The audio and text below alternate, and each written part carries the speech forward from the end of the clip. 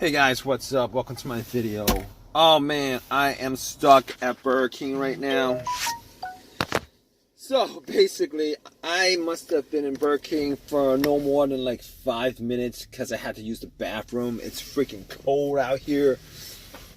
Anyway, parked my car, went in to use the bathroom, came back out and tried to start my car and nothing, no crank. I am hearing nothing right now. Well, hearing my radio, hearing my blower motor, I'm hearing everything except when I say I don't hear anything, I don't hear the engine cranking, I don't hear the starter cranking, I don't hear anything as far as mechanical is concerned. I mean, I do hear a click, but everything else works on this car. And my radio was blasting pretty loud. Well, not blasting really loud, but I mean, as far as power, I'm not at a loss for power right now. I don't think, except that my car is not starting. Oh man. So I'm like, okay, I gotta get places, but this is the situation I'm at right now. I gotta get places. So I'm like, okay, let me just do a little something right now. Like, not right now, but this happened like about 45 minutes ago. I'm like, let me just go out and check the lights. Hopefully it's just battery related or something like that. Anyway, turn on my high beams, went out, and it was pretty bright. It was pretty bright. I mean, I can't rule out the battery. I mean, normally if it's that bright, I think the battery should be okay. Starting my car, I think it's just low on battery, low on juice or whatever. I could just, have like a slow crank or something like that. I wasn't even hearing a slow crank. It was nothing. So I was like, okay, I gotta get a jump. And I asked a couple of people for a jump. Apparently people in a hurry. Burger King's not the best place to ask somebody for a jump. So I had to tell somebody that I'd give them like $10 or whatever if they helped me jump my car. So the guy was okay with it. I put some cables on it, try to crank it up. Nothing, no crank, nothing. So I was like, okay, how about we just leave it there for 3 minutes? Cranked it up, nothing. All right, so at that point I was like, okay, nothing. But the guy didn't take the $10, so it didn't cost me anything for that. But it's costing me money now because time is money, and I got places to go. Oh man! So I'm like, okay, it's probably not the battery. I think I can rule that out. I think I can probably rule out the battery issue. That's the battery.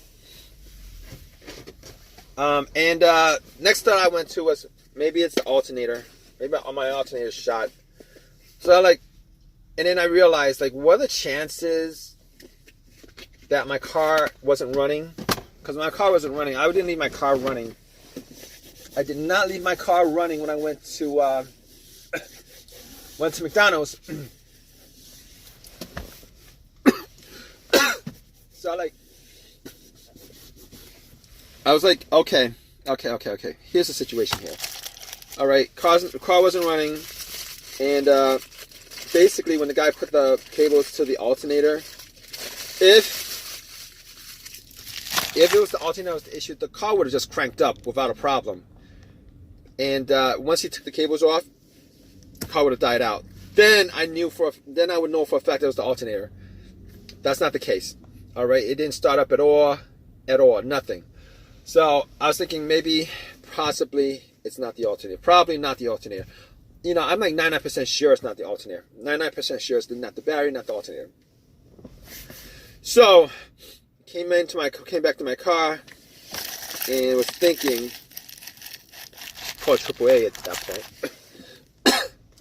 I was thinking, okay, let me go back out and look under the hood, see what I could spot. So I took out my flashlight. It's a lit parking lot, but I took out my flashlight, checked it, and I noticed that the terminals were, I wouldn't say they were rusty, I would say they were corroded. I say they were corroded. I didn't have anything cleaned up, so what I did was I went to Burger King. I got a couple Whoppers, and I got some soda, like Coke, and I poured it on the terminal. You know that trick. There's a trick. You can pour it on the terminals to clean it up. Wiped it off with some paper towel, and it looked pretty. It looked pretty clean. It fizzled up. It looked pretty clean. And at that point, I was thinking, it's clean enough for it to start. So went back to my car, cranked it. Nothing. Nothing happened. So at that point, I was thinking, okay, not the battery, not the terminals. Went back out, check out the ground wire, see if the ground wire to the negative to the frame was. I took a flashlight, checked that out. Didn't have any tools on me. Wasn't able to do anything with that, but it looked pretty clean to me. And I actually got some more Coke and pretty much spilled it. So under my hood is pretty sweet right now because of the Coke and sticky. I got to clean that off. So didn't work. Nothing. So I was thinking to myself, okay, so it's not the battery. I don't think it's the terminals. Any of that stuff. What could it be? What could it possibly be?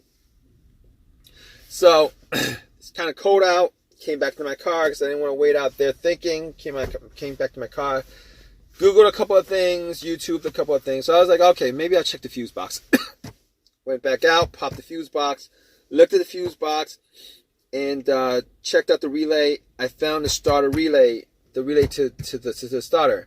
So I'm looking at the other relays, and I found out that there's another relay that was similar to the starter relay, same wattage or whatever, same number. So I popped that out and swapped it, try to turn the car on, and nothing. I did hear a click, but nothing. Now I can't say that 100% it wasn't the relay, because what are the chances if I took one relay out, replaced it with another relay? What if that other relay? I think the other relay was, I don't know what it was for, but whatever an important relay where I kind of try to fix one issue, but it got to the point where the other relay kept it from starting. Do you guys know what I mean? So I thought to myself, okay, fine.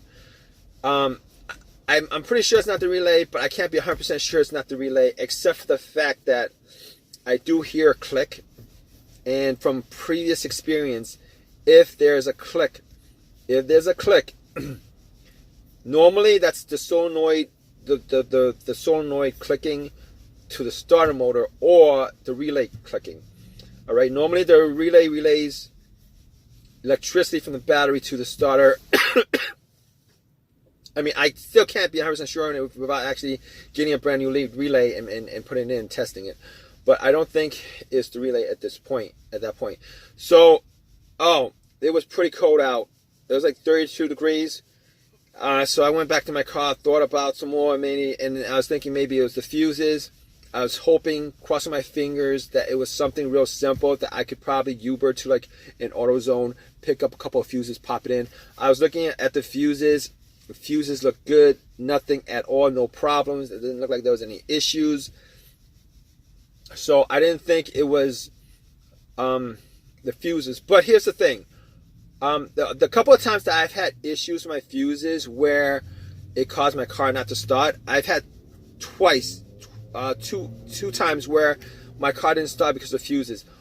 One time was it was the main fuse that popped to my car. It was a previous car that I had. It was the main fuse that popped. I was getting no electricity at all throughout the car. It was the main fuse that connected the battery to the fuse box. I was getting nothing, so nothing worked.